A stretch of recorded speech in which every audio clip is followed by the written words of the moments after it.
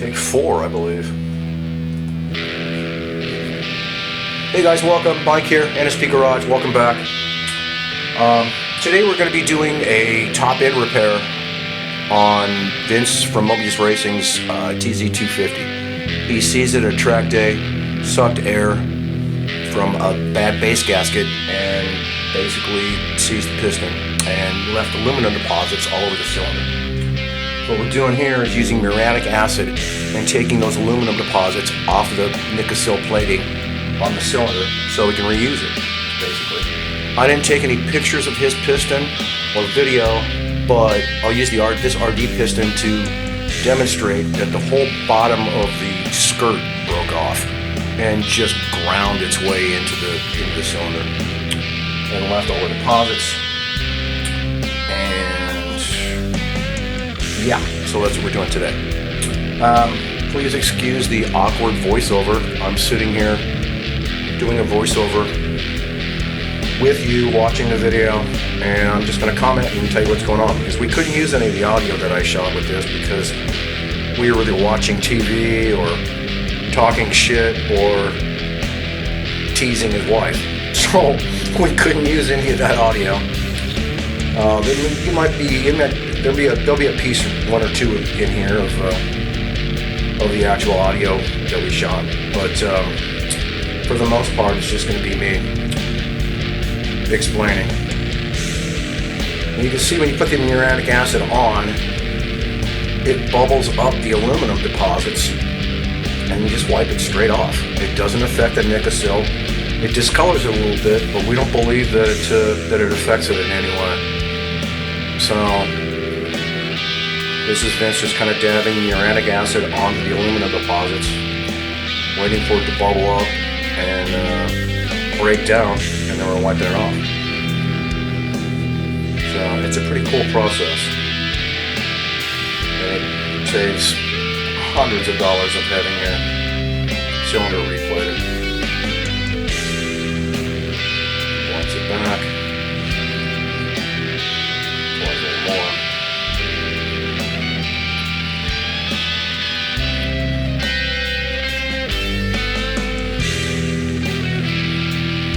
I do wish I had a picture of the piston, the actual piston, to show you how badly it was ruined.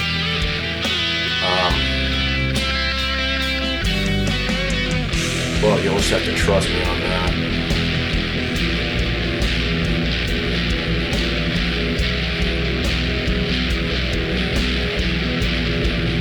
It came out pretty good. You can see a little discoloration. You can see some scoring on there. He said this was basically a new cylinder when he put it on,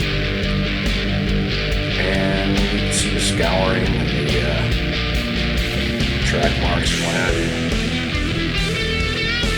But it got all the aluminum deposits off, and it's all smooth now. It's back down to the Helicoil plating. And you can see how we'll clean it up and make it a lot better. Use the ball hone, liberally coating the hone with, I don't know what the hell he's using, alum brass.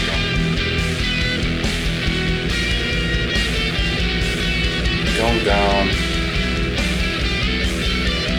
basically pushing it so the crosshatch will be at a 45-degree angle, up and down, straight.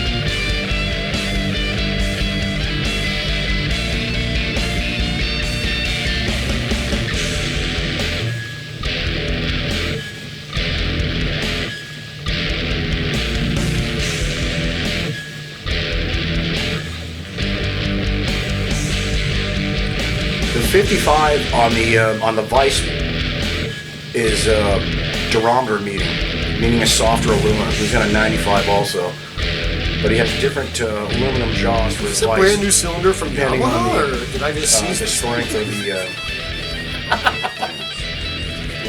Some guy. I'm not even kidding. Look at this thing.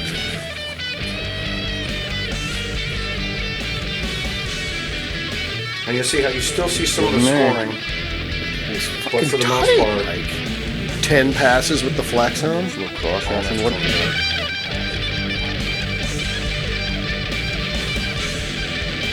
All right, now we're taking mineral spirits and basically rinsing out the crank, or the crank journal, or the crankcase, because some of that aluminum might have got down inside. If you look here, that bottom stud, you can almost see it move. You can see it's pulled out a little bit already, so I think the damage was already done. We're going to find out that that thing will just pull out right straight out. We're going to have to helicoil that and repair that. But I think that was a result. We're thinking that's a result of the seizure. Somehow, just that one pulled out.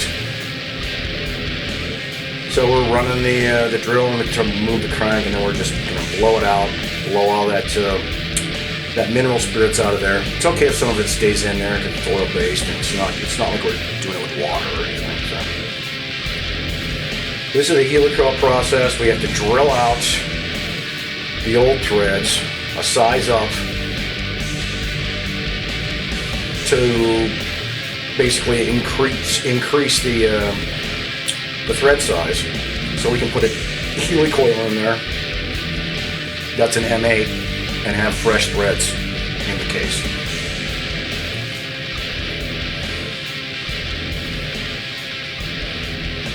There's the appropriate bits for each helicoil. You should refer to your manufacturer's recommendations on what drill bit you should use. They usually say on the package, use this size bit for this size helicoil and whatever. So we're going to take all the old material out.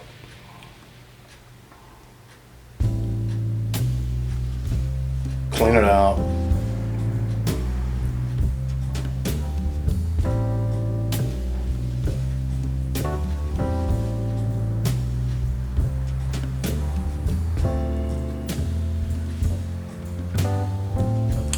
Make sure there's nothing left in there.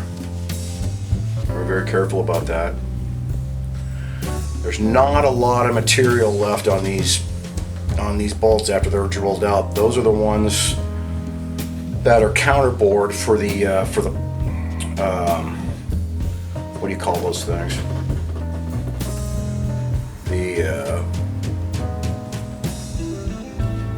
It's not a dowel pin. It's a locating sleeve, basically. There's a word for it that I can't think of right now.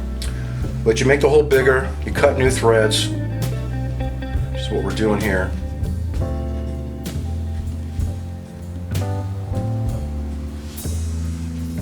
He's going to put a piece of tape here to tell him where the depth was, because we've measured all this. We knew how much material we had before we go through the inside of the case. So that's a tape marker to tell you where the tap was, or how far it went in.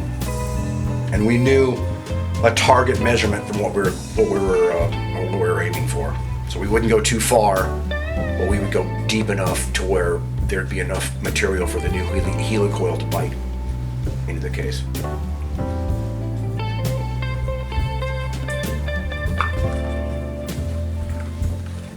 This is a lot of dead air. I bet I could have edited a little bit of this out.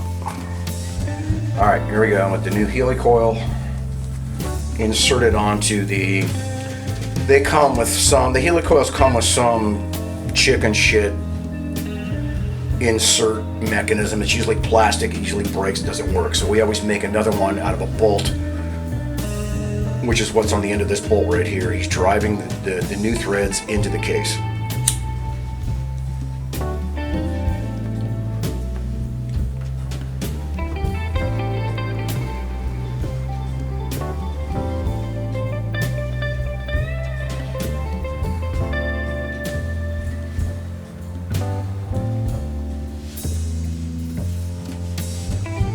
Thread it until it bottoms out.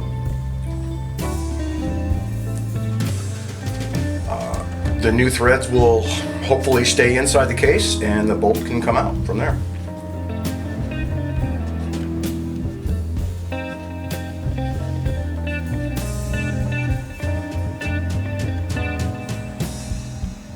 Okay, with the new threads installed, we have to go in and break out the tab or the tang that allows the threads to be inserted into the case.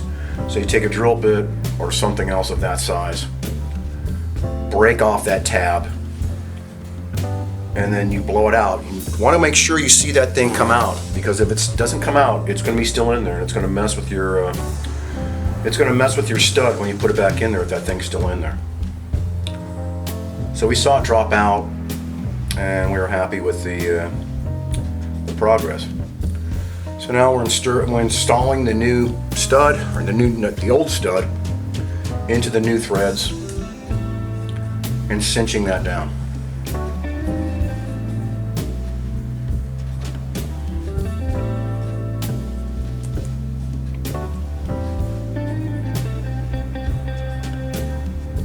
If you're wondering that big thing is in your face on the top of the right top of the screen, that's just throttle position sensor. God. Which basically tells the ECU where the throttle position sensor is, or where the throttle is. Well, I kind of butchered that, didn't I? We might want to redo that part. We're going to blow off any aluminum shavings we have. Everything's oiled up. We oiled up all the bearings. The big end bearing and the small end bearing were both oiled up before we put the cylinder on. And this whole helicoil process was not planned. It kind of pulled out. We had the cylinder on once, and as soon as he went to torque it, that one loose bolt or loose stud was already messed up. So we realized that we had to go in there and take it off again and re-helicoil.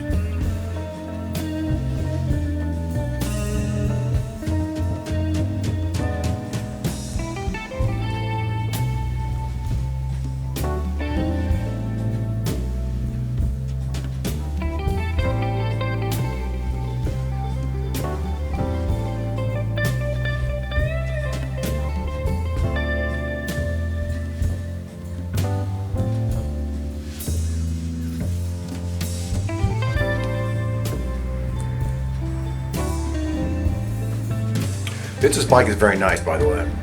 It's got a bunch of trick parts on it. It's a 2000 Japan GP bike imported I'll tell you at the end of the season.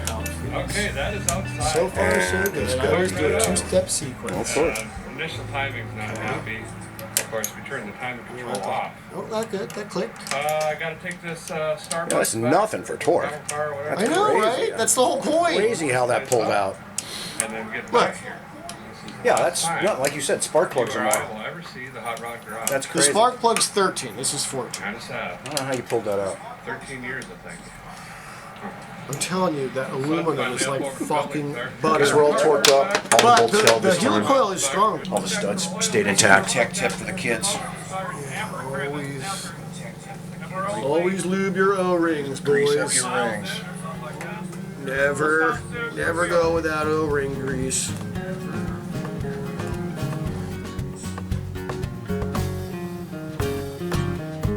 There's a lot of kit parts on this bike. Like I said, it was an All Japan Championship 250 back in the day. So the programmable ignition and all kinds of neat stuff. He switched the VHM heads.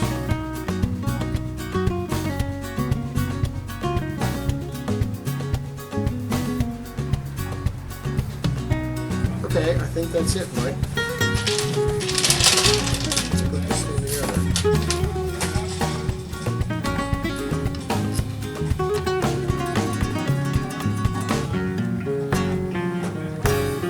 Yeah, we'd be done by now if you didn't rip the threads out of your case. I feel like I should pressure test it with the box on. Just make life simple. This once. We did pressure test Why, this. just you don't have to take I it didn't off? film it or show it because if you go back and look at the Honda video, the CR project, I did a leak down test, so I documented all that. I feel like we needed to go over it again. It's a fairly simple process. You just block off all the ports, pump some air in there, and it needs to hold pressure.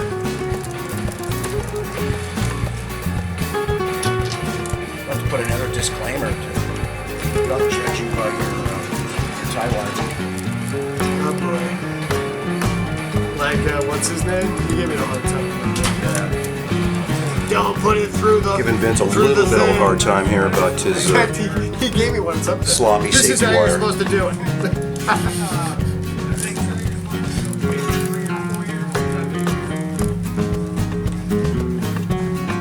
South Point, I think that's the new one. I don't remember. You can hear Derek Beery in the background there. We were watching a little Vice Grip Garage at the time. That's why much of the audio from this is not usable.